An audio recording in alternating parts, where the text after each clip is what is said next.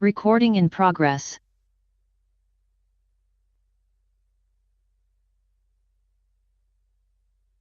That was necessary. I welcome you all to the December 18th Regional Board meeting, and I'd like to recognize that we're holding this meeting on the traditional territory of the Tla'amin.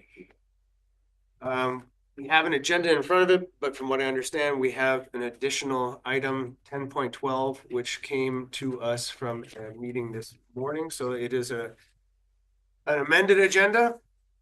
Can I get somebody to move it? Director Gisborne, seconded by Director McIntyre. Thank you very much. Any discussion? Being none, all in favor? Any opposed? None opposed, motion carried. Adoption of the minutes of the November 27th regular board meeting. Any errors or omissions? No hands, all moved. Gisborne, Director Southcott, all in favor? None opposed, motion carries. Again, December 4th. Regular board meetings. Any errors or omissions?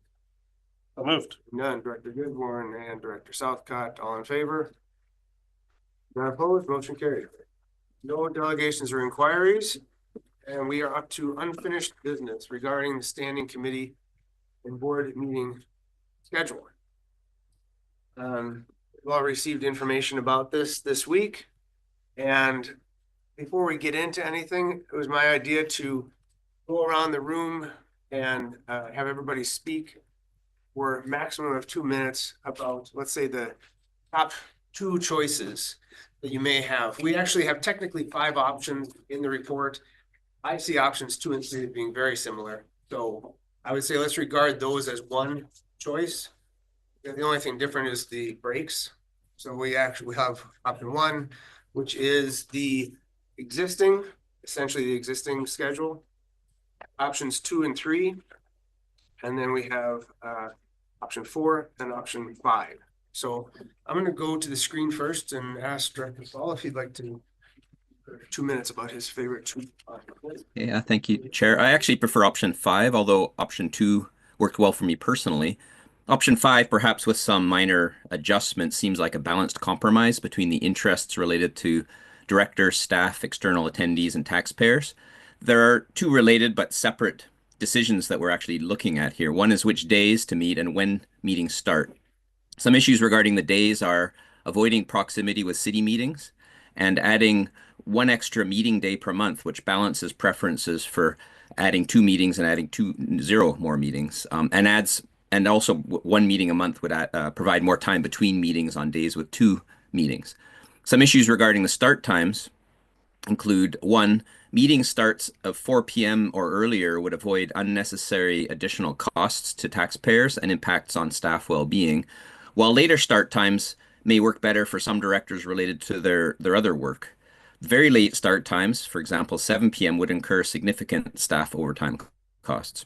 The second is the consideration, I believe, is warranted for meeting start and estimated end times that fit with the Texada Island Ferry, because that's an extra travel impact on one director. And third and last is start times for same-day meetings should aim for a Goldilocks balance. Meetings that are too close may result in frequently not completing the first meeting before the second, like we just did. However, start times that are too far apart could create unnecessary long breaks that are a challenge for directors who live further away. Committee meetings longer than 3 to 3.5 hours are actually pretty infrequent, and occasional long meetings that bump into a subsequent meeting should not be viewed as a problem, but rather, in my view, as an efficient use of everyone's time. Thank you, Chair. Thank you very much. Let's move on to Director Elliott to talk to us about your top 2 choices. I don't mind option 5. It does a lot of what I was hoping to do. My preference, of course, is the one that does the alternate Tuesday, Thursdays from the city and leans to closer to similar times because it just makes everything more regular. And so I think I'm just trying to figure out, I think that's the option 4. Or maybe is it 3? I think it's 4. Okay. 2, 3, and 4. I flipped through all of these and I know what it is I like, but I just I was trying to discern the difference. So the first appendix was our current schedule, is what you were saying, but it looks like Tuesday and Thursdays on my map, so I don't think that's our current schedule. But that maybe is because I'm looking, maybe these appendixes are not in a different order. Thank you. Go ahead. Those may be an appendix to Director Gifford's extra information he provided. Oh, It's like an appendix on the appendix. sorry, I got a little bit confused with the order in that regard. But the new Tuesday, Thursdays with 4 7s is also a fan. I'm a fan of that one too. So that's where I'm at right now, and I understand that the option 5 is some of the earlier start times don't work for everybody, but and I'm okay with making changes to that as well. Thanks. Thank you. Dr. Lennox. Yeah, thanks, Chair. I think we've had a lot of discussion about this. Really, what I see in front of me is option 5 really strikes a bit of a balance. Director Falls mentioned many of the points that I would mention. I understand 7 is problematic for some folks. So I think for me, option 5 be good because 4 o'clock will work for me. Now, I think most months it fits in quite well, and we might have to be a little strategic about busier months, but there's ways to do that, including how, you know, if we're at conventions or otherwise, we can have meetings for noon, right, and do our business and be efficient with our taxpayers' money too. So there are times when we can fit it in. Thanks. Thank you. Dr. Gisborne. Oh, that was a single option you chose, right? Or Yep. two Well, top ones. 1 o'clock starts and at 2 reword that. Yeah, I mean, the odd time, again, I'm trying to be flexible with everybody and be reasonable, so I'm trying to pick Okay, so you're just picking option 5 right now, yeah. Okay, Mark, or Director Gisborne, sorry. I can be Mark, I can be Director. Now, first of all, I just want to say my apologies to the Assembly.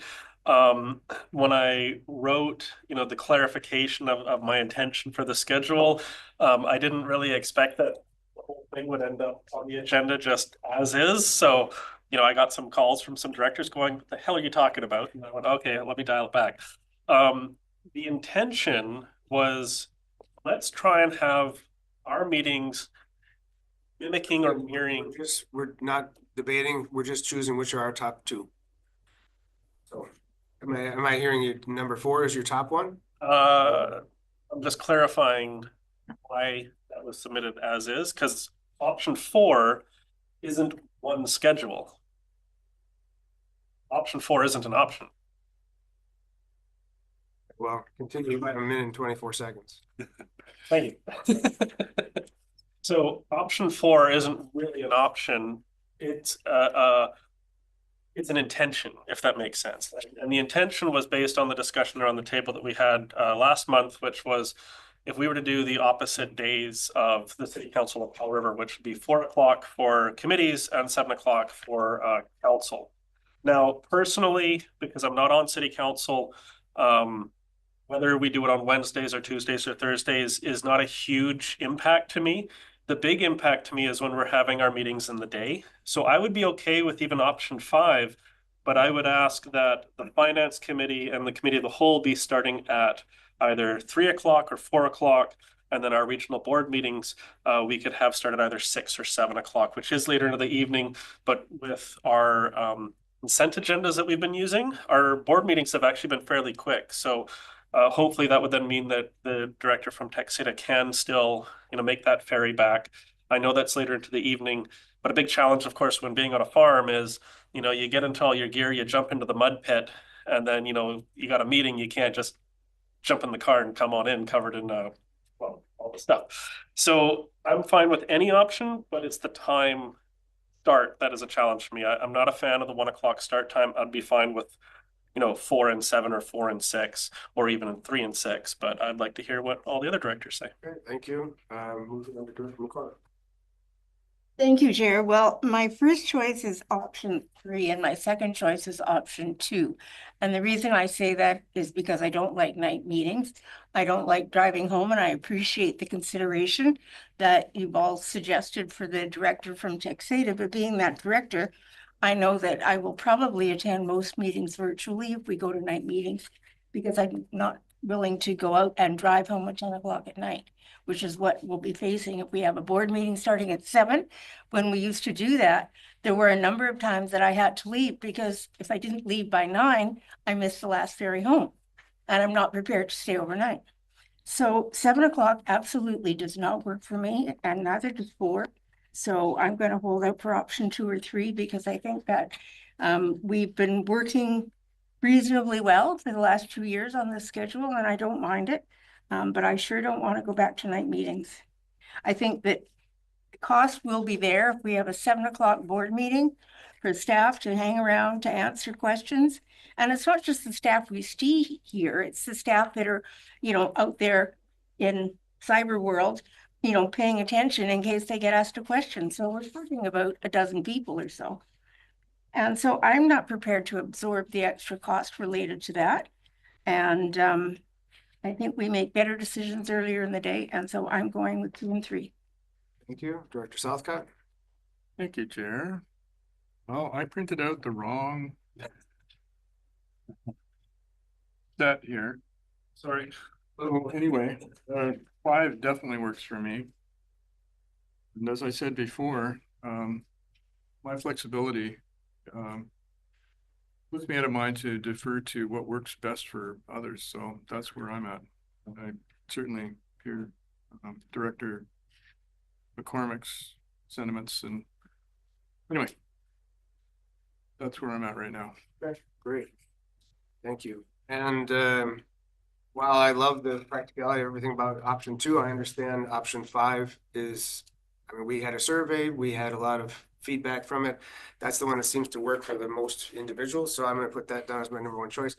That gives us an obvious option, is option 5. So I think from here, if somebody would like to move that, then we can, and second it, then we can actually debate it and maybe, jiggle it around a little bit to make it palatable for everybody. But it seems like that's the one that's working for us at this point. Somebody would like to move that option. Director Elliott, thank you. Can I get a seconder? Director Lennox? Great. The motion's on the floor. So who would like to speak first? Let's get a Director Lennox. Yeah, thanks, Chair. Just quickly, not to belabor it, we've talked a lot about it. For me, option 5 is a balance because I can handle the 7 p.m. start. Sometimes I'd have to stick around Lund if the weather's too bad or what have you, but I do think it's quite late for the director from Area D. So again, 4 p.m. for me is a balance, and it really works much better. When we started out here 2.5 years ago, the schedule was a lot different. And so, that was then, this is now, but I wasn't, went into this with open eyes, trying it out. We've spent just over 2 years trying it out, and now we're trying to get to what works for the majority. So that's where I'm at, option 5. Okay, so I see any other hands? I see Director Gisborne, and anybody else? No, right now? Okay, go ahead. Yeah, I'm fine with option 5, but I'm not a fan of the 1 o'clock start time that's in option 5. Because finance and committee of the whole starting at 1 o'clock, to me, that's the middle of the workday. And when I ran for office and I had this discussion with my family, the meeting start times weren't 1 o'clock. They weren't 10:30. They were in the evening. So when we had those discussions, it was, hey, I can make these meetings in the evening and I can still run my farm and I can still look after my family. And members of the public can still attend at 4 o'clock. They might have to get off work early so they can come and attend, but they're still able to attend. 1 o'clock, I think, is a big challenge. I would be fine with this schedule if we could adjust those times to 4 o'clock start and then maybe even 6 as a way of still having that board meeting, because otherwise I just want to reiterate that's not what me and my family signed up for when I put my name on the ballot to run for this position. And now we've done these full day meetings, and I just want to point out that today, beautiful sunny day, it's been raining the last several days and it's going to rain for many more days still. I have pigs to slaughter. Today would have been a perfect day for doing it, but I can't start slaughtering pigs and then come in here at 10:30 in the morning for a meeting, or even 1 o'clock, without smelling what you do after you do that job. So that's kind of the position that I'm in. I'm fine with option 5, but the time to start, I would very much be in favor of adjusting those time starts to the financing committee starting at 4, and then the board meeting starting even 2 hours after. I would be happy with that, because that's very much in line with what the schedule was 2 years ago when we all decided to run for office. And that's, I think, a big factor when people decide to run, is it does it work with your work schedule? Great, thank you. Do I have any other comments, Director McCormick? Yeah, thank you. I don't mind the 1 o'clock start. I would prefer 10:30 in the morning, and that way for committee of the whole, for example, you get it over early and then you got the whole day to slaughter your pigs or do whatever it is you need to do. In the winter, 4 o'clock meetings are a problem because of the short day and driving home in the dark and the snow. And I feel that I probably would not attend very many meetings in person because I can't work with night meetings and driving home at night. So I would prefer a 10:30 start for committee of the whole. I don't so much mind finance committee being at 1 because we're going to a board meeting after that. But for committee of the whole, I would definitely like to push for a 10:30 start. Great, thank you. Does that mean you're offering up an amendment to the schedule, or? Sure. The committee of the whole start at 10:30. Pulling up the schedule, I'm sorry. Sure. It's on page 50 of the, Is it on the electronic version? 24. it's on page 24. Right. The picture, yeah. Hmm? The picture of the calendar with all of the colors. Yeah, I'm looking at that. It says page, oh no, page 24 of 20, right, okay. I was looking at the bottom numbers. Okay, thank you. Right. So there still is a 4 o'clock meeting that day, so it'd be a 10:30 start. Not for committee of the whole, there isn't. That's a standalone meeting. No, it's Board there. at the same time, or Yeah. after that, starting at 4. Color yellow applies to 2 meetings. Near the whole and the regional board. Oh, and the regional board. Oh, They'll kind of make it awkward. don't like that one. Hasn't been seconded anyway. It hasn't been seconded. So I'm not seeing any other comments, so I guess. Was there anybody else who hasn't spoken yet? Director Elliott? So I don't like morning meetings. If I'm to do any other work in the day, whenever I start this work, that writes that and rest of that whole day off for me.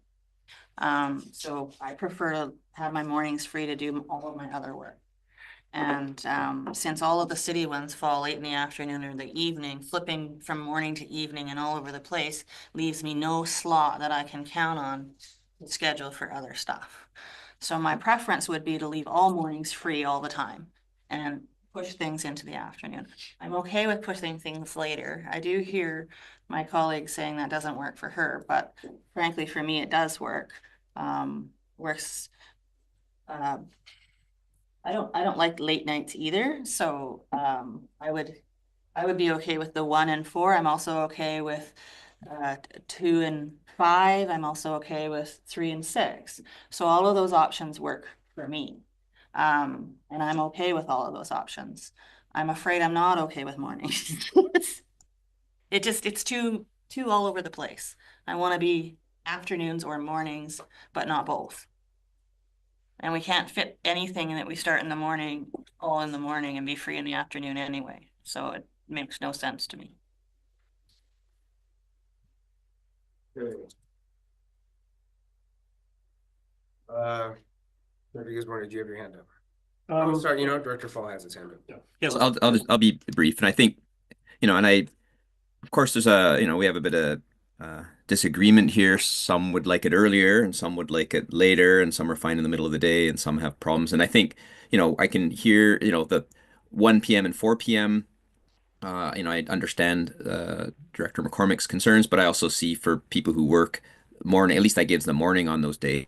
And ideally, for some people who have day jobs, starting at 4 p.m. would be good, but then having a 7 p.m. follow-up or 6 p.m. wouldn't really be a big enough of a gap. So 7 p.m., but then that actually would incur a lot of costs, as we know, for staff. So it's kind of there isn't a perfect schedule, but having 3 hours is actually, I think, the ideal gap between meetings, because the average, when you look on, uh, staff prepared the average meeting times, which I think was really helpful, and that's on page 30, whatever page it's on, 10.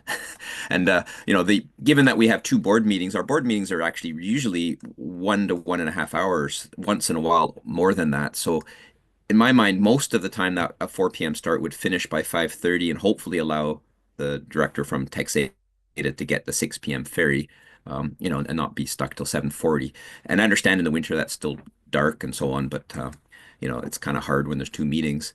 But I do think it does provide a reasonable balance to, for staff to be able to finish. If we have 2 to 3 hour, the board meetings finishing before 6, that lets staff get finished, and it doesn't incur a lot of costs. I mean, I think if we have, starting at 5 is one thing, but starting at 7, and we have most of our senior staff hanging around in their offices, the costs would be very substantial. And I just think of our debates around grants and aid and so on, and I would find a hard time agreeing to incurring a cost of a grant, of a small grant. So I think it's really, I understand, and I empathize with all the views around the table. There isn't a perfect outcome, but I think this one does hit at least some of the points, and it avoids interactions with the city schedule by being on an off week schedule. It I think provides a reasonable gap. It provides a little, having the planning committee on a separate day gives that extra space, so it's not, we're not having, the concerns I've heard before of 3 meetings in a day, which I didn't have because well, sometimes 4 with hospital. So I think it kind of alleviates that a little bit. So I think I guess what I'm trying to say is I'm open to amendments to it to fit with that, to fit out any adjustments, but I think it unless something came forward, I think it is actually going to be a bit hard to do to meet all the concerns. Thank you, Director Fall. Any other comments before we?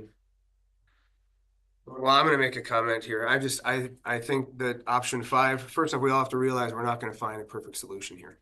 That's just not going to happen. That's unfortunate, but that's how it is. The other thing is we're only talking 3 days a month. So yes, it may be inconveniencing some of us or all of us at some level, but it's not a daily thing. It's 3 days a month. And I think we've actually come to a pretty good consensus. We had 5 or 6 out of 7 of us choose option 5 as an acceptable. I think the least we can do is give it a shot and see how it works out. So at this point, do you have your hand up or do you not have your hand up? I'm next on the speakers list, right? Okay, go ahead. Go ahead. Oh, have you finished? Yeah, I'm done. Yep. Okay. Yeah, it's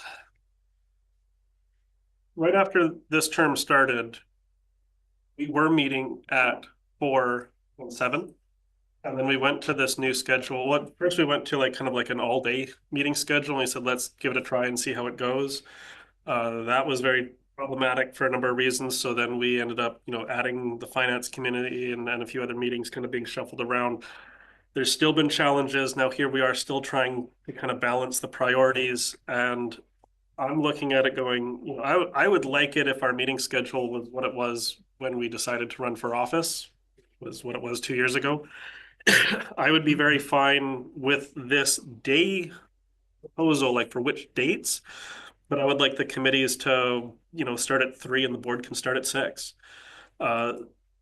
I understand that, driving in the dark is not an ideal thing, but, slaughtering an animal and then cleaning up in the dark is that's not something you don't want to do. That's something you can't do. It's a big safety issue. And there's a lot of issues on a farm where it's there's a lot of prep and there's a lot of cleanup. And having 1 o'clock start times, I'll reiterate, is not what we signed up for. If 4 o'clock and 7 o'clock meetings don't work, I would almost ask the question of well, that was what the meeting schedule was when the last election happened. So if that doesn't work, why run? So I would be willing to put forward a compromise of, option 5, but with an amendment for committees to start at 3 and the board to start at 6. I'm just curious, is that something that there would be an appetite for around this table, or are those times kind of crazy? I'll second that to promote discussion. Okay. Director McCormick? No appetite for that. It makes it really problematic. I'll never get a 6 o'clock ferry home, you know, so as it is, I barely get the 6 o'clock ferry now when we start at 3:30. So, no, I'll go with the 1 and 4, but I don't want to see it later than that. Thank you. Director Fall? I'd just like to speak on behalf of the for the Texada representative, because 6 p.m. I think is one of the worst times for if I was on Texada, because there's a 6 p.m. ferry, which wouldn't happen. The next ferry is 7:40.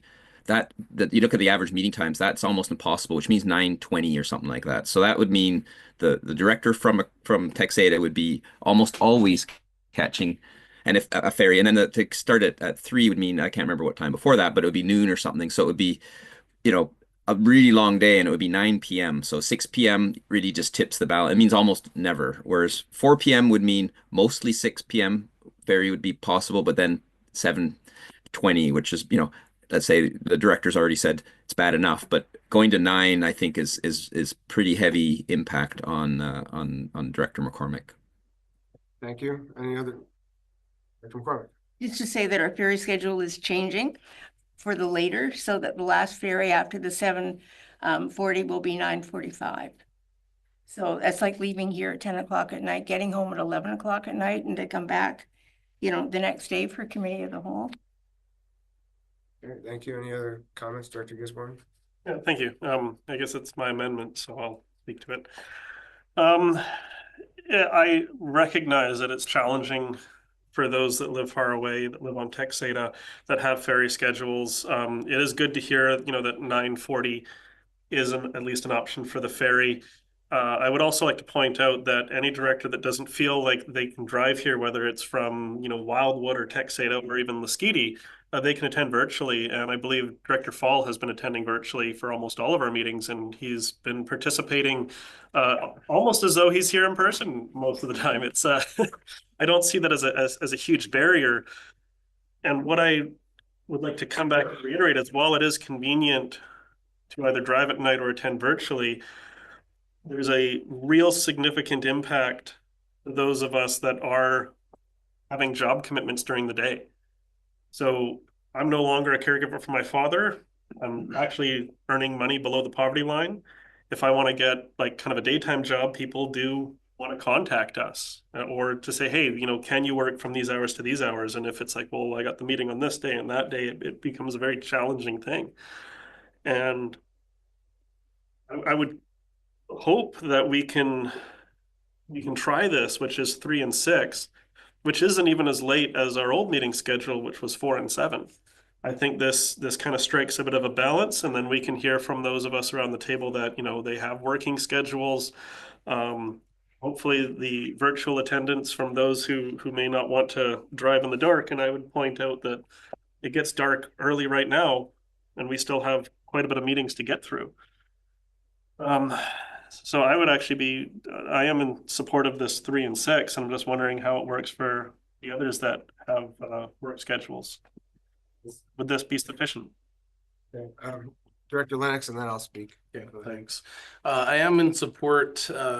Here's the thing. So as Director Southcott realized, I was looking at a different version. It was a bit of a confusing report for me. And then as we've been talking, I realized those 2 meetings at 1 p.m. are our longest, are our most involved, where I want to be present. And I am affected the most by starting at 1, and it's been profound. So, I just want to make the point again, it isn't what we signed up for, and I've been adjusting. I'd like to try it the other way now with what would actually work for what sounds like the majority of folks is later in the day. So I'm in support of the amendment. Thanks. I'm not in support of the amendment for a multitude of reasons. One being the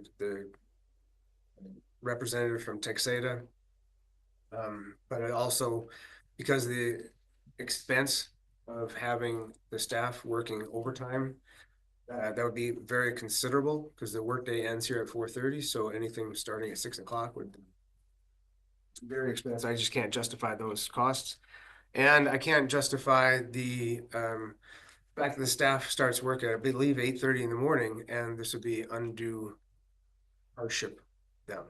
So where I stand on this amendment, Director Elliott. Thank you. So what we have here is folks that are profoundly affected by or working earlier and one of our members who is profoundly affected by going later. The comment around staff, I'd like to ask, did our budget get lower when we made a new schedule for staff? Because as far as I know, the QRD up until this administration almost for a really long time had evening meetings, similar to what's being proposed here, but in the evenings. And I'm wondering if there's numbers we could go on as far as savings that happened or anything for moving those meetings. Is there a comment from staff around what the actual, you know, are we going to need to change our budget if we change our schedule? That's my question. I think the corporate officer has some of that information about the cost of overtime. Well, Anything outside of normal work? thank you, Chair. It differs per meetings, but the range for like planning is about $500 an hour. And then finances typically sits around 50 an hour. And then we get up to about 1,050 an hour for board. So when our schedule used to be mainly in evenings, did we schedule more, did we budget for more overtime in order to support those?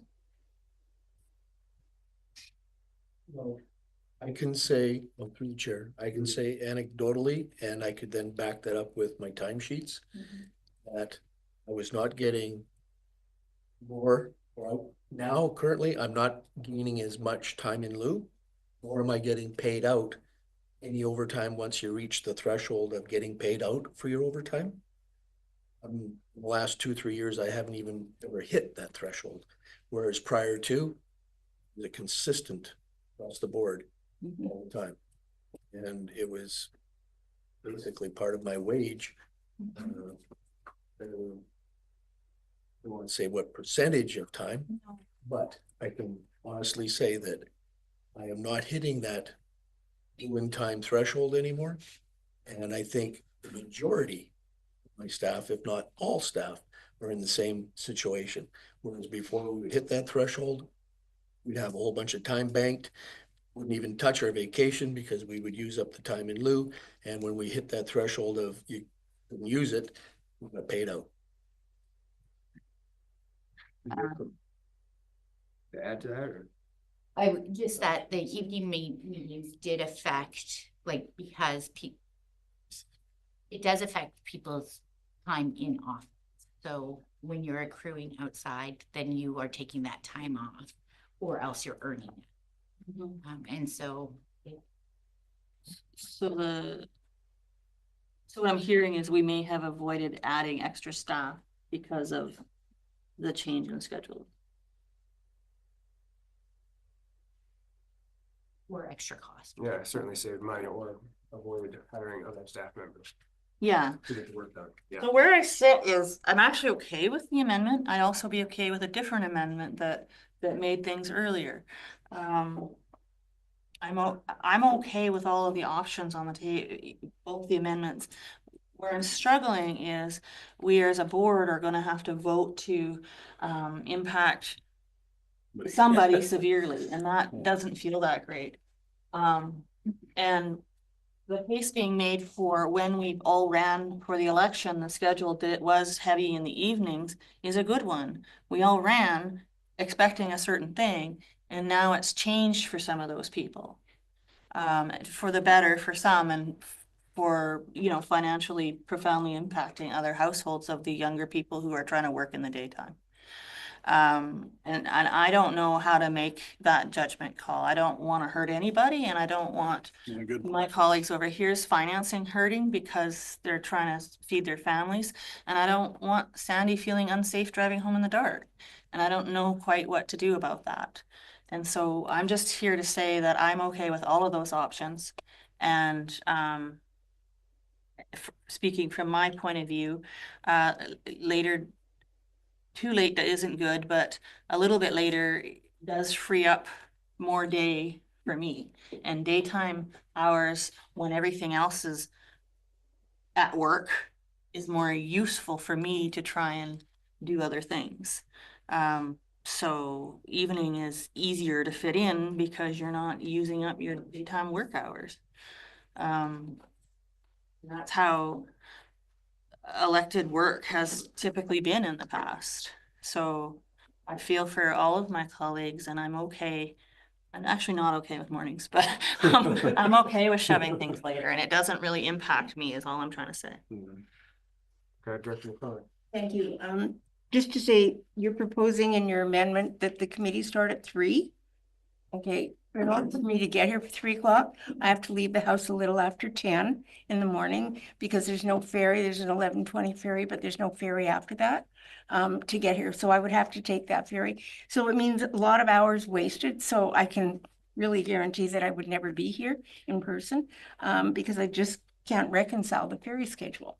So yeah, I don't mind. I guess I could live with the 1 and 4, but you're proposing 3 and 7. Is that what you're proposing? 3 and 6. 3 and 6. I think that's just too late.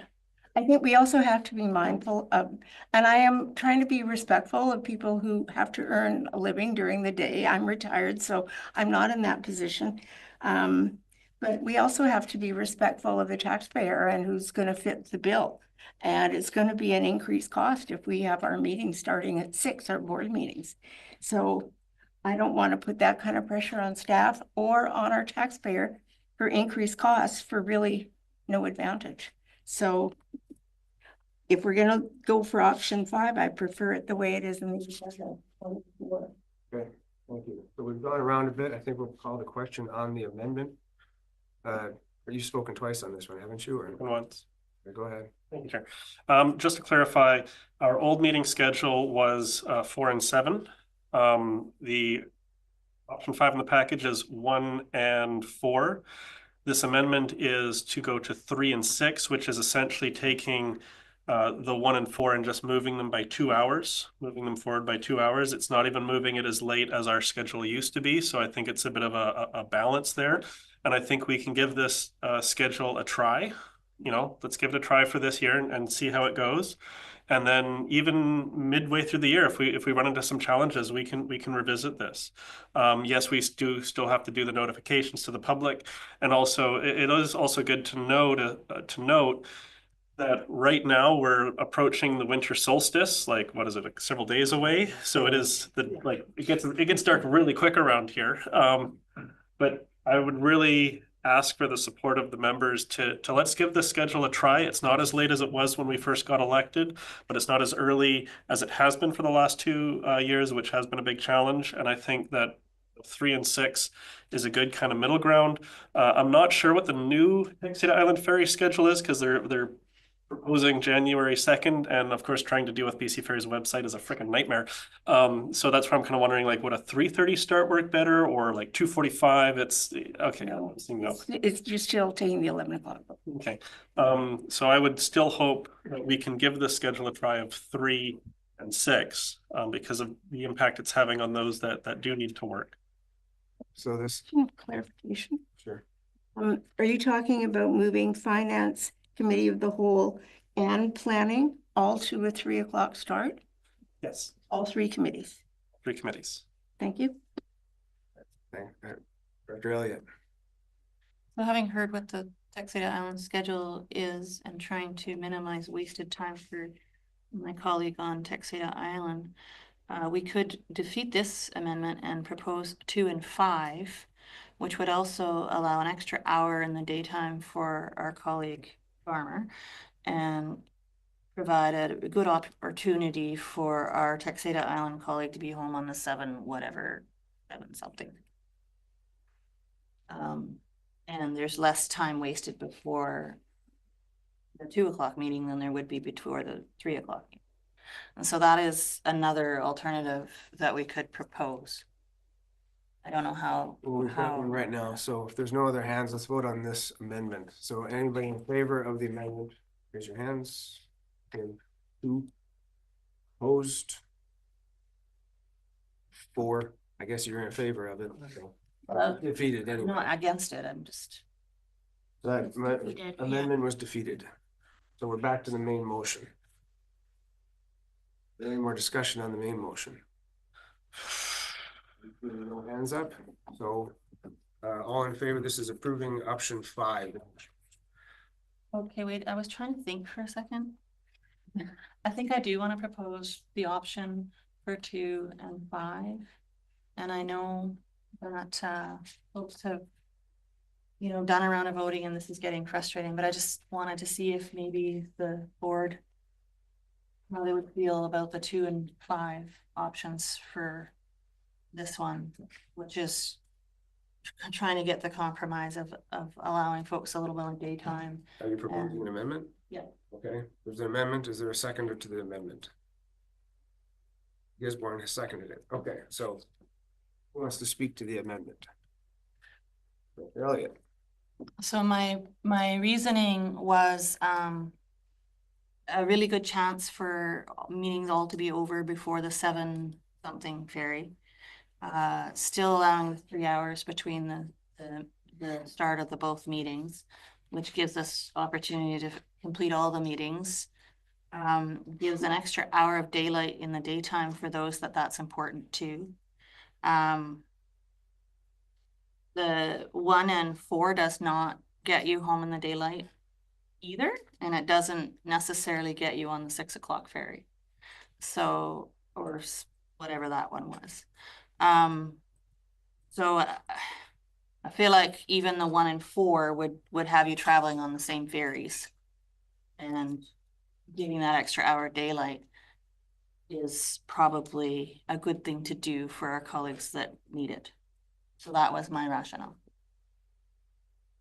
Okay, Director Gisborne. Thank you, Chair.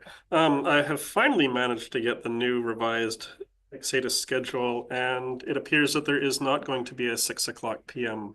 departure from Powell River. It's actually 5:50. The ferry from Texada to Powell River, I believe is great. I lost the page. Thanks, BC Ferries. There is one that departs Texada at 11:50, and there's one that departs at 3 p.m. So if we did want to actually say, hey, we don't want to waste the time from those on Texada, we could actually go to a 4 p.m. start time on certain days, because then they could take 3 o'clock. It's a 40-minute crossing, and then there's 20 minutes to get from the ferry terminal to here, and we could do 4 o'clock start times if we wanted to go to the 4 and the 7. If we wanted to go that route. Current motion is 2 and 5, is that correct? 2 and 5, yes. Yeah, it's better than 1, not a lot. 1 hour better. It's 1 hour better. It is still a significant deviation from, of course, the original meeting schedule 2 years ago. But I'd really actually like to hear from the director who has like a contracted employment. Director Lennox, if you wish to speak. Chair, actually, I've said enough. It's pretty clear. We're all trying to be fair to each other. So I'm in favor of this amendment versus nothing. Director McCormick. Yeah, once again, I'm in favor of I'm more in favor of the schedule as stated in the package, the 1 and 4. I think going to 2 and 5 again just makes it too late, and 2 o'clock for a start, it's middle of the day. So, you know, it's For me. it's just, yeah. It's not gonna work. I still have to come over at 11 anyway, yeah. Director Fall, did I see your hand up there or? No, Okay, I think I've said enough. okay, thanks very much. And actually, maybe I will say one thing, and I'll echo what Director Elliott said, which is this is uncomfortable. I mean, I got lots of meetings, and I have any schedule is a challenge for me, just to say. So, I mean, I will work with any schedule, and any schedule is hard for me because I have so many meetings, and there's sometimes with large groups of people, and I'm going to have to try to do my best to work around and figure it all out and so on. And I really feel for the people who have to travel. I really feel for the people who have to who have other work, and it's really uncomfortable to do. It's unfortunate that we have to make such a hard choice, that there isn't a better option, but nonetheless, a schedule is going to be set. So, Okay, thanks very much. Yep, Director McCormick. Thank you. We also have to consider the cost factor too, that will be much more significant if we start board meetings at 5. And that really should be part of our thinking, because it's taxpayer dollars that we're spending for what? Respond to that? Sure, through the chair, yeah. There will be minimal cost difference between a 4 or a 5 o'clock start time, simply because 4 is also the end of the day for our colleagues here at the 4:30. It's the normal end of the day, so you're either way incurring that cost for a 4 o'clock or a 5 o'clock start. Okay, thank you. So seeing no other hands, we're gonna vote on the amendment here to move it from 1 and 4 o'clock to 2 and 5 o'clock. So all those in favor? We have 3 in favor, opposed? And 4 opposed, motion fails. So we're going back to the original motion. I think we've, I'd like to move an amendment, okay. 4 and 7. That one already, it's been. Yeah, we've been around this quite a bit. Is there gonna be a seconder to this amendment? So seeing no seconder, we're going back to the main motion. I think we've kicked this around enough that we can just call the vote right now. So in favor of option 5, all in favor? We have 1, 2, 3, 4, and they opposed. We have 2 opposed. So Directors Gisborne and McCormick opposed to option 5, starting at 1 o'clock and 4 o'clock. Great. Done. Now, everybody's walking away a little bit disappointed, and that's too bad, but I think, and I genuinely mean that, that sounded flippant, but it wasn't. It would be great if we could come to an agreement that everybody loved. I'm hoping it works out well, and we'll see how it proves in the new year.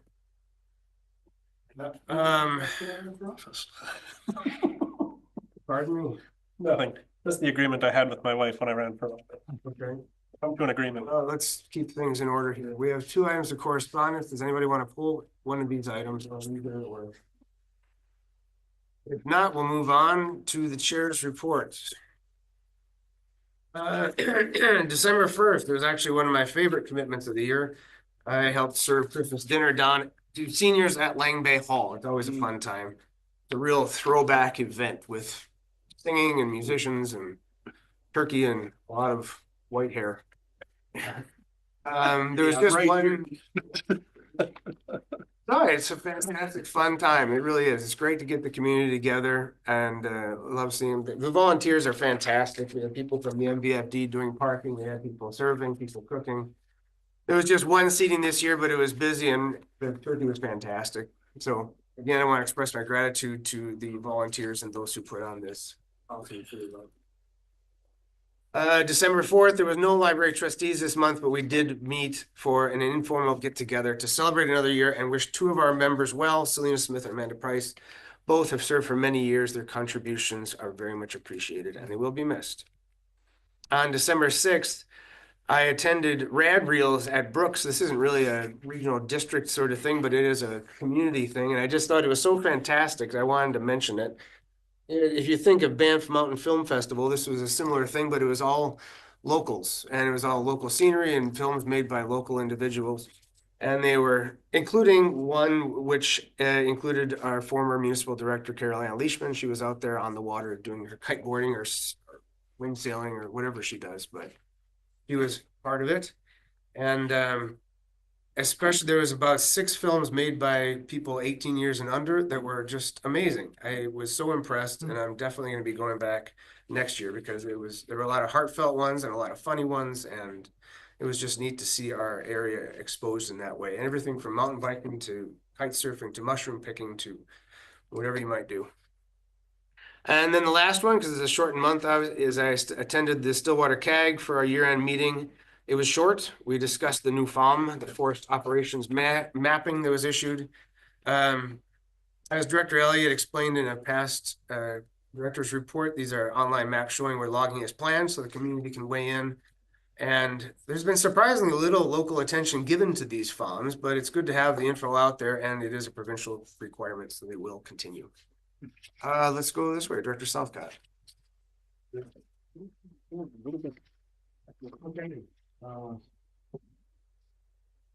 the past few weeks, the last time I would have reported if I was here to report, I've attended various AGMs, Woodnights Hospice, Energy Democracy for BC. This wasn't an AGM, but it was the Townside Heritage group's annual volunteer, they call it a volunteer appreciation, but it's kind of an annual thing they do in December to just sort of have snacks and celebrate what they do. All the hospices had a couple of changes in their membership. They are looking forward to, maybe we all know this already, but because they reported here, didn't they? I think that what I would say would just be redundant to what was brought to us here. The concert band concert was a surprise to me, the level of quality of the music that was provided. It was really amazing. I expected a community kind of quality band performance, and there was one or two numbers that had a narration, so kind of in the Christmas style of the Nutcracker in a way, although it was another program, but really high quality, really quite amazing to me. Another regional event, the opening of the art show called Present at the Art Center. So ago, there are over 80 local artists, and they are definitely regional, presenting in that show. And we just heard last night at our Council Committee of the Whole that quite a few, I can't remember the number, of those art pieces have already sold. So the pieces are for sale. It is truly impressive, the quality of fine art that is produced in this community. And I think we've all, generations, this community has been noted for its musical accomplishment, and I think art, painting has really started to emerge. Such a creative influence, and I'm personally just so delighted about that. What else? The overdose prevention OPS site sub community action team weekly meeting. There's a definite focus trying to find a new location for that within the city. Again, another, so sad that it is necessary, but I think it's saving lives, and I think the numbers have shown that over the years. And that is probably, well, I'll just mention I've been attending the Harbor Advisory, Advisory Committee. This is a committee of City Council, but the harbors are regional for sure. So it's very interesting, and they're not run regionally, but they certainly provide moorage for the regional population. And there's some real talent that turns up in that committee. They're addressing issues that some of which are long-standing, and it's very good to see that kind of engagement from the committee or from the community through a committee, particularly retired Warfinger and a couple of business people who spend a lot of who cater specifically to that industry.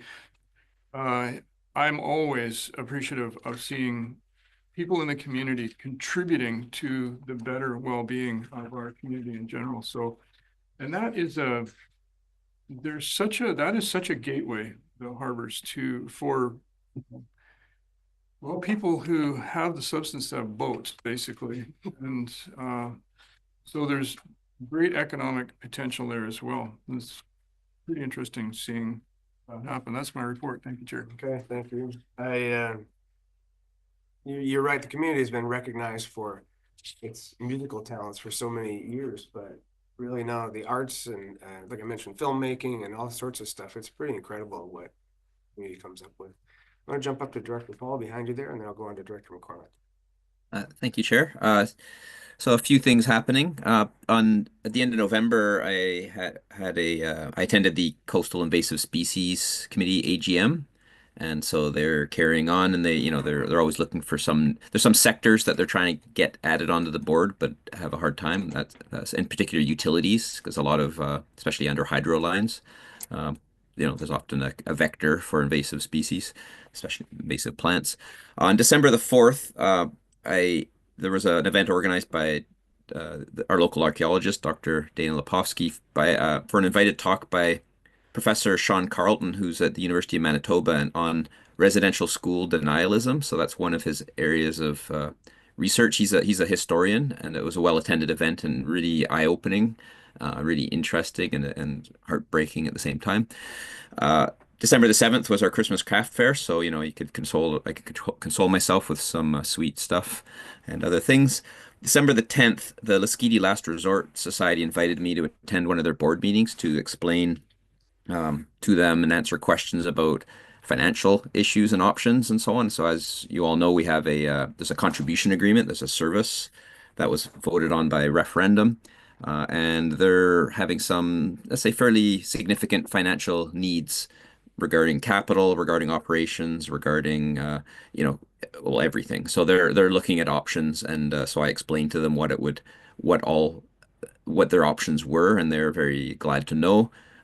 The options aren't easy, of course, because asking for increases and so on are not simple. One of the issues they have with the referendum or the service is that by request from the Last Resort Society, they set the requisition limit in the in the bylaw, in the establishment bylaw, at $45,000. That was the Last Resort Society requested that, and that's what got voted on in the referendum, and so that stays fixed. It doesn't go up with assessed values, and that's at the time they didn't think it needed to, but now they think it.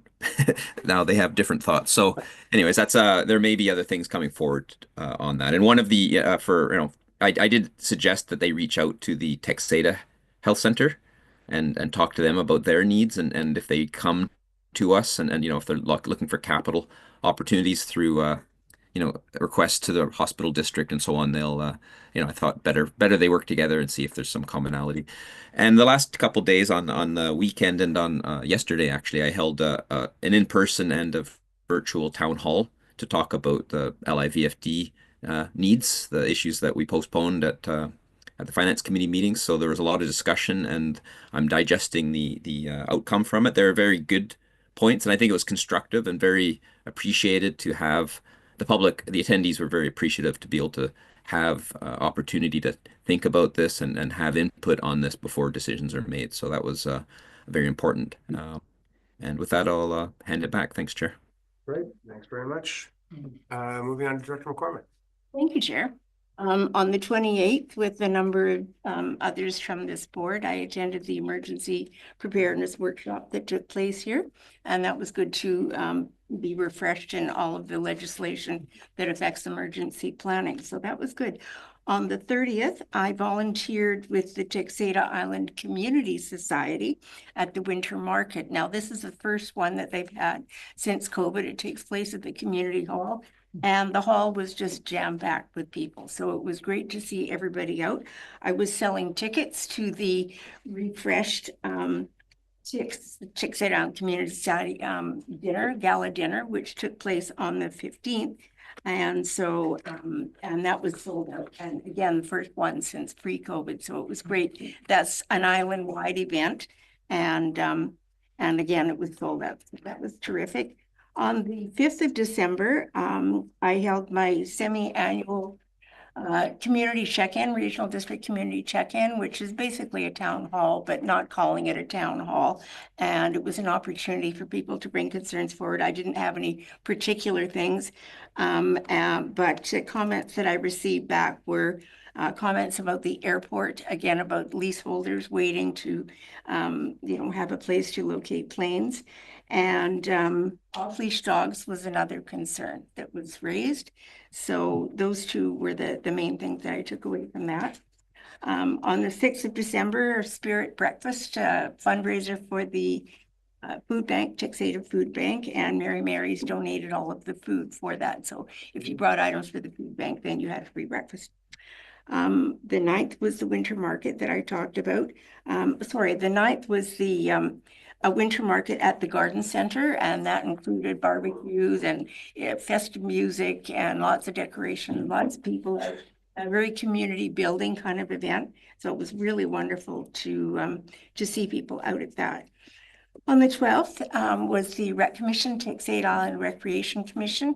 And the main thing they talked about was the discussion about the building assessment that have been done on the community hall, Texada Community Hall, and the old school in Gillies Bay. And they put forward a motion to support maintaining the two buildings because it's so cost similar to building something new. And if they build something new, it would be 2,000 square feet less than the space that the community groups currently have. So, and then finally, last night was a truck parade. And it started out, this is the 3rd year, and it started out with just 2 fire trucks. And now it's up to about 10 trucks, and they have music playing and lights and very visual, just a really delightful thing to happen in the dark of the winter months. So that took place last night, and thank you to our fire department for making that happen. So that's my report. Well, it's only the 18th of the month, and yet it seems like you had a full month's worth of activities packed in those 2 weeks, or more or less. Busy time for Texada. Director Gisborne. Yeah, thank you, Chair. As was mentioned, there was on the 28th of November, the elected officials emergency management workshop at 9:30 a.m. So I hauled myself down here, attended that event, and it was really informative about, you know, the changing provincial legislation and requirements around regional emergency management. But really, that's not a ton to touch on. Then let's see, a week later at 5 p.m. on December the 5th, I attended I snuck into the Savary Island Official Community Plan webinar. I don't know if anyone noticed me. I kind of kept everything off. I knew you were in. And I was actually had my headset on because on December the 5th is my wife's birthday. So we were actually having our her birthday dinner while I'm sitting there with the headset on one ear. And I have to give a huge thanks to my wife for putting up with me and everything I do. And then those are my 2 main attendances as a director. Of course, there's community events, I believe, Saturday the 7th. I think I got the date right, for the Ghost Train at the Paradise Valley Exhibition Park. And, I had to bring my little 3-year-old Brock there, and he was just, Ghost Train, because of course he remembers it from the Halloween thing, and he just wanted to go. And the lineup was all the way to the Quonset hut. It was packed. So it was great to see all the kids there. The Kiwanis was there. They apparently sold out of all the hot dogs and all the stuff. So absolutely wonderful to see such great community activities going on in a regional district park, especially a park that typically has very low budget allocations for us because of the work that those nonprofits do there. So very impressed. And then, of course, I had, as always, a bunch of calls and contacts from folks in electoral area B. I know I live in a weird spot where, some folks they call, most people just drive up my driveway while I'm working and they want to talk or complain or things like that. And one of the things I heard quite a bit about was comes up later in our agenda today, though it's the consent agenda about our regional housing plan, that there were some comments about the non-conventional housing, and there's a lot of folks in my area that live in non-conventional housing, and some of them were kind of upset with how they were kind of lumped in with folks living in sheds with power cords kind of thing. And but of course I hope that's something that we can address as a planning committee in the future about how to recognize those non-conventional housing types, because they were like, hey, I'm compliant with water and septic and all the other health and safety things, and like I'm not pooping in the alley or things like that. So there were some folks that took exception to part of the discussion. And also I heard there was quite a few folks that said thanks to Director Elliott for her comments at that meeting. So I just wanted to pass that along. I think that's it. I'm sure I missed a bunch of stuff, but it's been a busy couple of weeks. I've been mainly focused on the farm trying to get left of my pigs into the freezer. Based on your report, I'm guessing the ghost train weekend the weather was good? Did have that many people show up? Yeah, it was the Christmas train. My son, Oh, right. he did the ghost train in October. So that was his first experience. And every now and then he comes running up to me and he goes, "Ghost train?" And it's like, it's not tonight. So then when we took him, it's the Santa train, but he's like, "Ghost train." And yeah, he was ecstatic about it. So great event for the kids. Lennox. Thanks, Chair. As usual, quite a few things going on. I'll just first report on North Island 911 since I'm the alternate and was thrust into the role with Director Doubt's departure, but I'm learning here. And so I took some notes, and forgive me if I don't know all the details, but I want to go through it quickly. So just we met our normal meeting, determined our schedule for the upcoming year. There's an audit service plan. We know what those are like. So talking about asset retirements and the things that we consider in our business as well for North Island 911. Things like investigating how do you remove towers when they're end of life, things like that, right? So again, thinking down the road. Financial planning is underway. We had a delegation, talked about basically a 2025 budget of $4.5 million, capital requests of $142,000. A little bit of funny, I guess accounting is everything. They've had a 16.3 decrease in expenses due to a grant, but their revenue decreased the same amount. So that's an interesting to give a grant for the same amount that your revenue just decreased. So I don't know exactly how that works, but I'll pay attention. It's like every other organization that comes before us. Everybody's trying to play scramble, catch up, reserve funding and that. So, 8% this year is sort of a catch up over 2 years. That's a significant amount. Tla'amin is going to be joining North Island 911. That's a new piece of business. I'll get to that. They're trying to develop contingency reserve increases, right? So just as we are looking at in many areas, they're too low right now. There's a recommended budget that's going to be presented in January. A couple of things of note that affect us is there's new technology and really new CAD services. That's computer automated dispatch. So Rob and I are familiar with, as end users in the ambulance service, we use that product, but computer automated dispatch is needing to be upgraded, et cetera, et cetera. So that's a significant tech issue. And then a new radio hut, you realize you put up a tower and then you can't cool the equipment and it fails right when you need it in an emergency. So the inclusion of Tla'amin is cool. We welcome them to North Island 911, and we'll have to revise the shareholders agreement pretty much for that formal execution. Will report back, but 0.28 of the Cathy Regional District shares will be assigned to Tla'amin, and typically when it's that low, they just ask us to absorb that share dispersion, if that makes sense, because it's so low. So that you'll see a report on that. We typically needed 100% of shareholder agreement to make any changes like that, and that's very high. So we're going to reduce that probably to 95%. I'm almost done. They had over the weather bomb, just interesting information. They had 437 calls during that weather event that weekend. 296, so 300 were dispatched. That means there was a reason to send resources in our region. The system is working, that was their comment, and it wasn't stressful. So even though we had significant call volume, their staff managed very well. I really enjoy hearing reports like that instead of the opposite. They need a new IT systems manager. I mentioned that last month, and they are using Fraser Fort George Dispatch Center for their backup. So if they fail, then Fraser Fort George takes over our call center. There's a contract extension coming up, PSAP services. Oh, there's lots going on. A lot of change. I mentioned the technology. A 5th contract extension. We passed a motion for a 3% increase. That was a recommendation.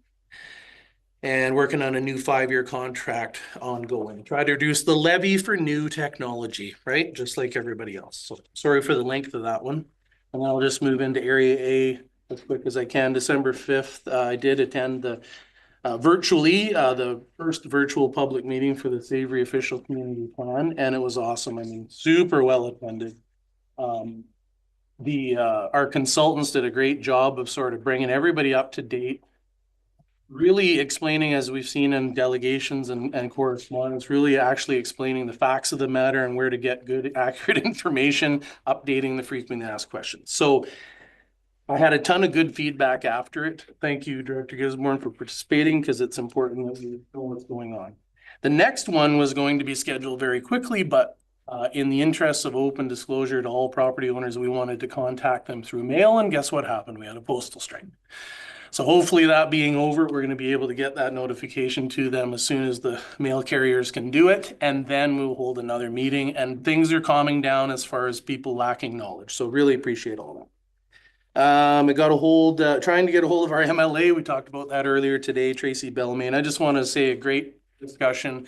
As I mentioned earlier today, although we're probably not going to see our MLA face to face very often because she's a cabinet minister now, a couple of half days a month was the advice that will be in town. Her assistant, Tracy, was very up to speed on many issues that I brought up. I went through a little bit of a list and she was up to speed. So that just bodes well for our communication. I want to thank Association of Savary Island Committee. That's the committee over there that works a lot on the roads and their work on advocacy for the roads over there. And also thank the Savary Island Fire Department, because they've been advocating for safe response capabilities on the roads. And we're working through the MLA and others on that, and you'll hear more in the new year. But I just want to say thank you for working through our staff, because that's the right channel to ask for the things that we need in our area that we don't necessarily have responsibility for. The Northside Community Recreation Center, our work seems like it's about to begin with the general contractor, and the cool part is through the process of the rec center and the approval and the referendum, was very clear that the residents in my area anyways wanted to involve as many of the local trades and local workers as possible. And organization has sent out an expression to the community already saying that exactly what they want. And all feedback that I'm receiving from the building committee is that there's been super open to that local feel. And many times, maybe not many times, but sometimes we do projects where that feel isn't there, and the community, especially in my area, wants to be tuned in. So again, really good feedback on that. We're looking forward to that. I want to welcome my brother and his family to Area A, getting some more taxpayers out there. So they just bought some property up our way, and so he'll have to put up with a couple of Lennox boys. What else we got? And I fluked out. I caught an earlier ferry, and I came and was able to attend the Northside Volunteer Fire Department Christmas party. And I sort of just took a moment, and while they were all had their mouths full of turkey, I just said thank you. And you forget how important that is. So that was like the best end to my week last week. So that's it. We're just, just to put a note, keeping an eye out for seniors, right? And people in need in the community over the holidays, right? There's people that are hurting. So that's it. All right, thanks very much. Appreciate the fulsome North Island 911 report. Yeah, there's more than you think. Yeah, well, you mentioned there was 437 calls during the weather bomb. Yeah. I don't suppose you happen to know what a typical weekend would be, or? I would say they just noted it because the call volume was super high. Okay, so it's significantly more than it usually is. Dr. Elliott. Thank you. I went out and did some things. Okay, end of report. So for Santa Parade, and I can't remember the exact date, but it made the news. So our Santa Parade was on. My truck wasn't on there. Somebody was targeting. Somebody was targeting. I attended on November 25th, the Cathy Community Action Team meeting, and I have my notes here. Oh, that's the chamber lunch. Oh, here we go. And at the community action team, we just the number one priority for the community action team right now is the loss of a location for the OPS starting at the end of March. So where there was discussions around what could be done if we had no site as far as mobile options and those kinds of things. The OPS subcommittee was formed, and Director Southcott is on that, so he's my colleague for that one. We also created an education subcommittee, and the goal of the education subcommittee is to make sure the community understands what it is the CAT does, what it is the OPS site does, provide awareness around impacts to not having an OPS and how that can impact the community so that the community is on board with having a site for that, because as we continue to try and find a site, there is a lot of misinformation that this is somehow bad for the community. And in actuality, things without an OPS are a lot worse. And if you look at, and we were gonna do some stories on communities that have lost their OPS sites and what happens after that, and communities that have never had them and the impacts that has in those communities. While there are problems with homelessness, drug addiction, poverty, and all of the things that are impacting our streets all the time, providing services that isn't adding to those problems, but rather contributing to the solution. An OPS site is not the same as housing or other things. It does a particular thing. One of the things we learned was currently our OPS site sees 70 to 100 visits a day. And contrary to most people's understanding, the bulk of those, a good majority of those are for inhalation safety, not for injection. So the main need for safety currently is for inhalation type safety. The OPS does not provide drugs, does not do anything that is increasing access to, but rather provides access to train people to prevent overdose deaths. And that's kind of what we were talking about. People don't really understand the whole point of an OPS. It isn't to provide drugs. People have them, and it provides an opportunity to not use alone and have trained people on hand to act in the case of an overdose. So the community actions team main purpose over the next little while will be to try and find a solution for a lack of a OPS site place. So I also attended an subcommittee meeting on December 13th. That was our first one. Our next one is going to be in January, and we are well on our way to trying to put out monthly newsletters with a focus to educate and provide a lot more information around what a CAT is and what we do and who we are and all the different things, initiatives that we have underway. I attended the Chamber of Commerce meeting on December 9th, and one of the highlights was talking about the BC Film Commission and the North Island Film Commission. So one of the members had spoken to the BC Film Commission about the murder in a small town and how that's impacting the economy in the lower Sunshine Coast and the positive impacts of having all of that going on. And Paul Galinsky is our North Island and our region Film Commission representative for you to talk to if you're having ideas. And the biggest barrier to filming in our area, of course, was transporting equipment and all the things required for filming that are quite bulky and you can't just throw in the back of a pickup to and from our area. And that was recently solved through access by barge in the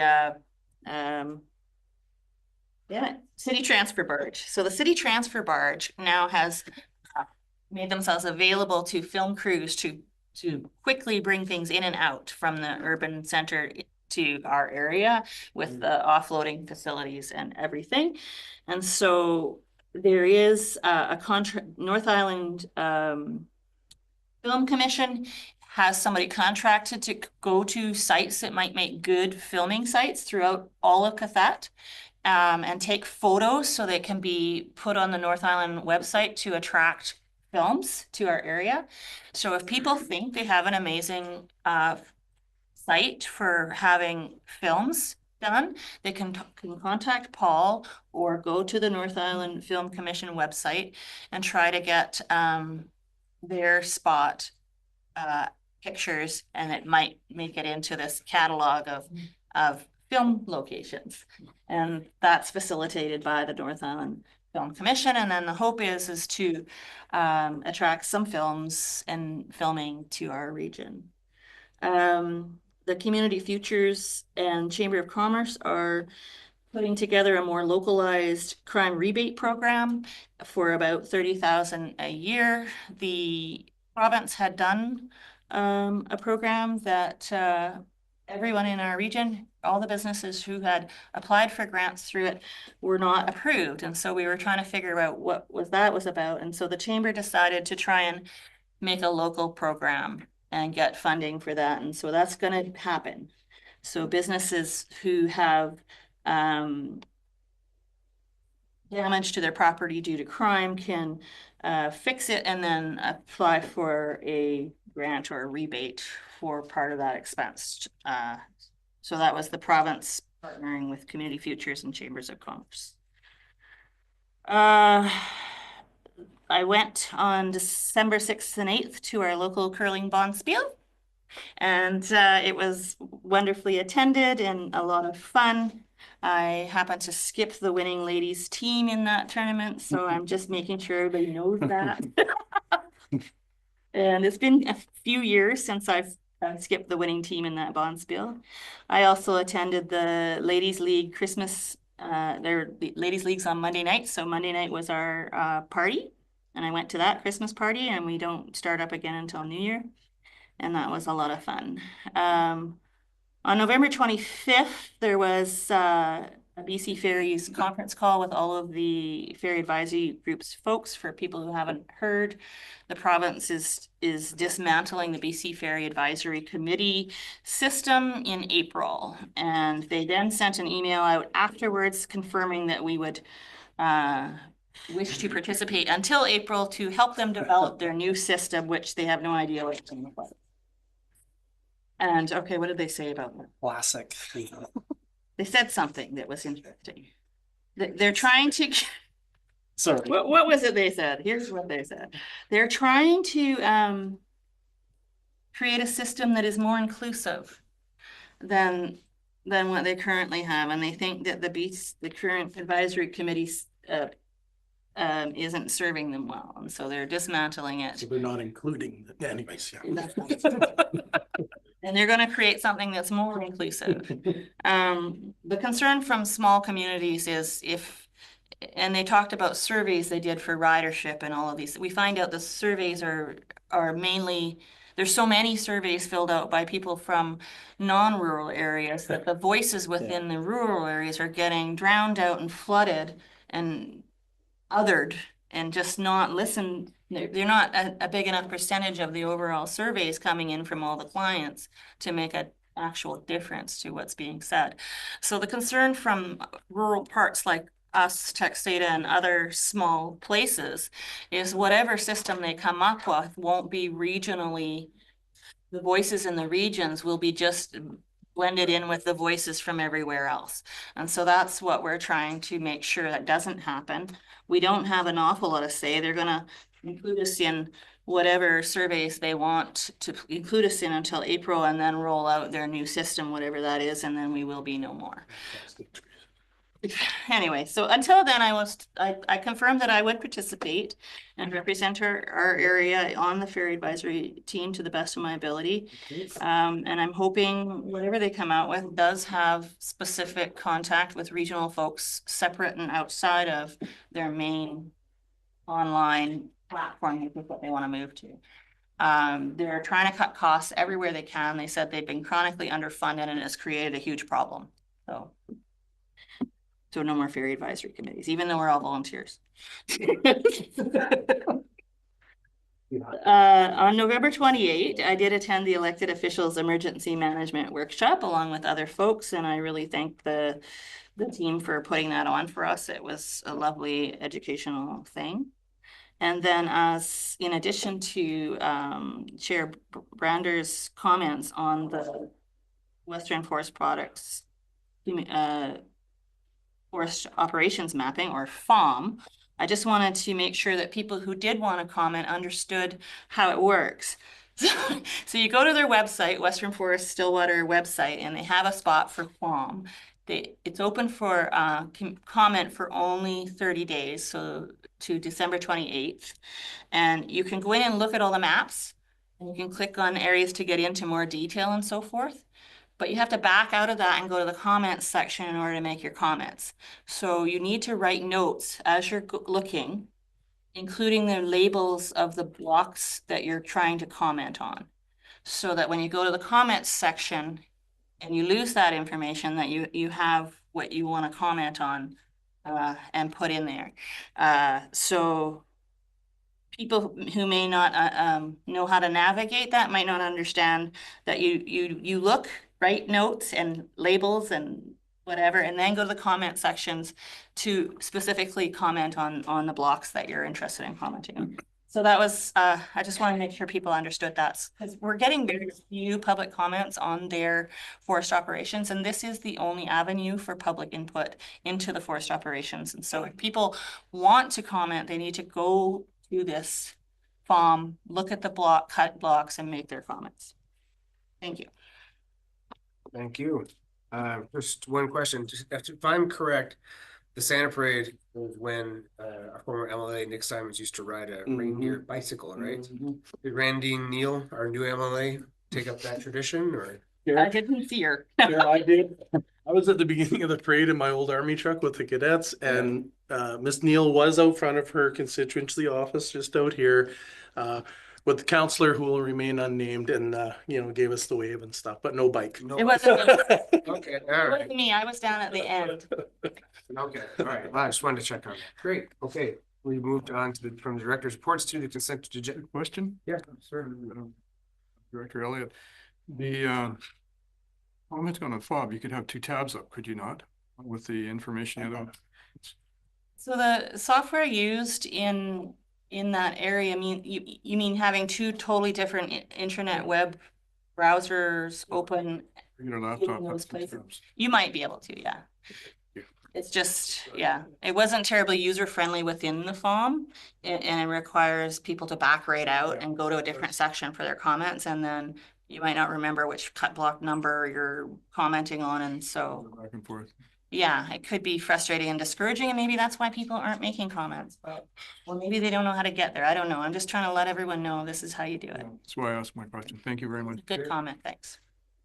Great. So we're up to the consent agenda. Does anyone pull anything from said consent? Seeing no hands, so would somebody like to move? Director Gisborne, Director McCormick, thank you. All in favor? Any opposed? None opposed. Motion carries.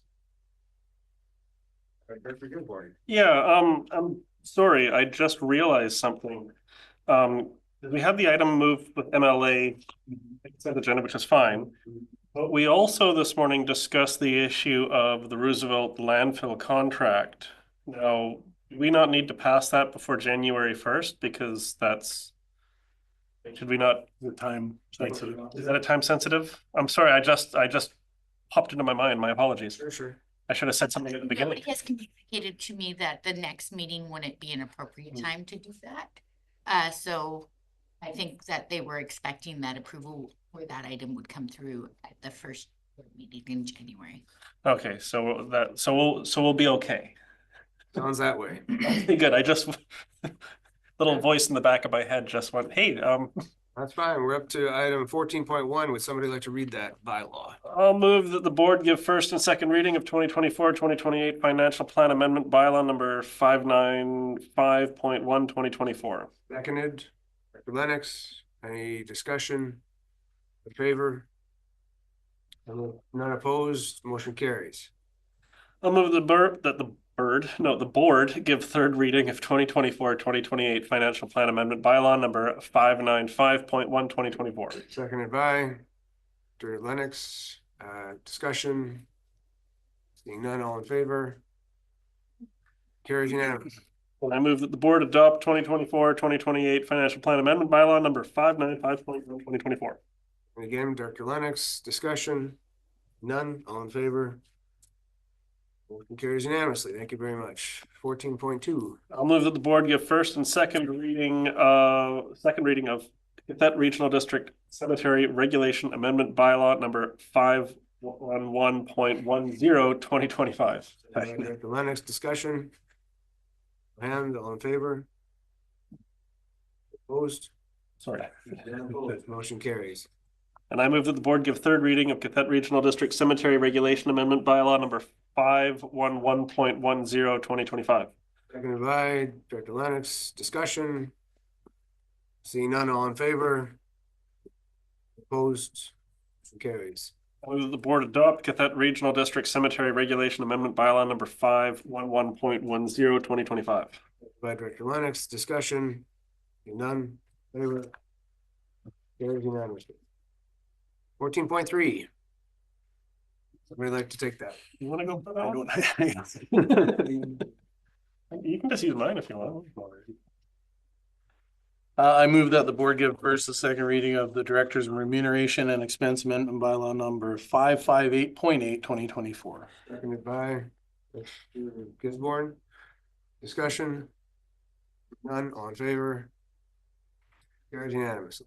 I move that the board give third reading to Director's Remuneration and Expense Amendment Bylaw number 558.8 2024. Seconded. Gisborne, discussion. None, all in favor? Carries unanimously.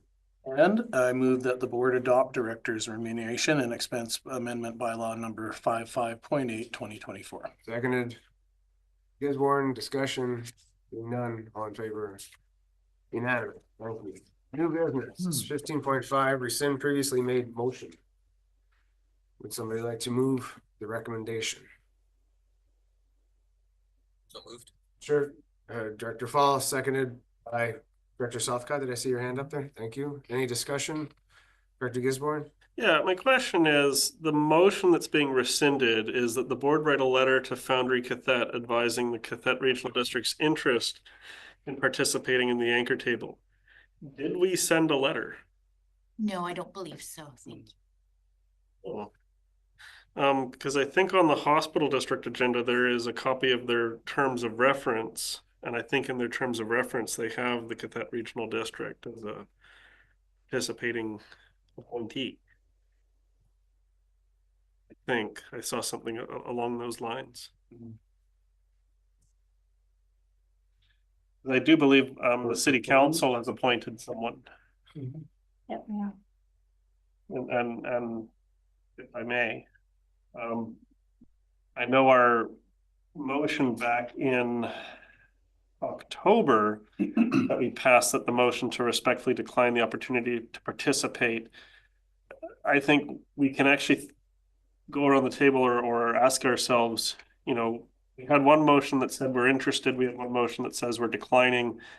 I think they have it in their terms of reference that they would like our participation. They have a representative from city council. And I guess the question is, do we want to rescind the August 7th motion, or do we want to rescind the October 23rd motion and have someone participate, much like the city council is?